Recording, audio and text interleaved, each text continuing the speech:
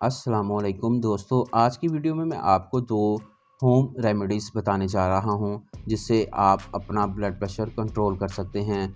दौरे हाज़िर में ब्लड प्रेशर को एक खामोश कातिल कहा जाता है।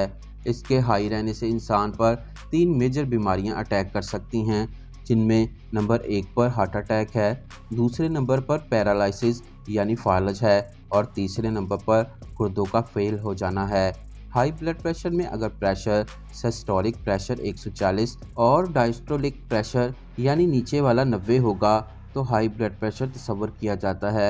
आइए आज की होम रेमेडी में नंबर 1 को देखते हैं। इसमें नंबर 1 पर आपने 8 गिलास पानी लेकर एक देचकी में डालकर इसे चूल्हे पर पकने के लिए रख देना है।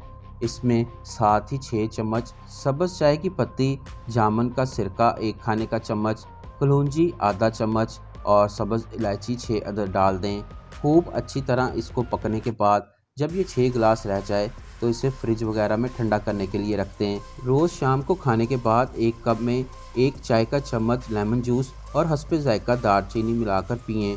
कुछ ही दिनों में आपका ब्लड प्रेशर नॉर्मल होना शुरू हो जाएगा। Remedy number 2। दूसरी रेमेडी ज़्यादा मेहनत तलब नहीं है, सिर्फ 7 दाने खुशक आलू बुखारे के लेने हैं। इन्हें 1 गिलास पानी में डालकर सारी रात भिगो कर रख दें। सुबह उठकर आलू बुखारों को मसल कर पानी में मिक्स कर लें और निहार मुंह पी लें। इंशाल्लाह ब्लड प्रेशर चंद दिनों के इस्तेमाल के बाद नॉर्मल हो जाएगा।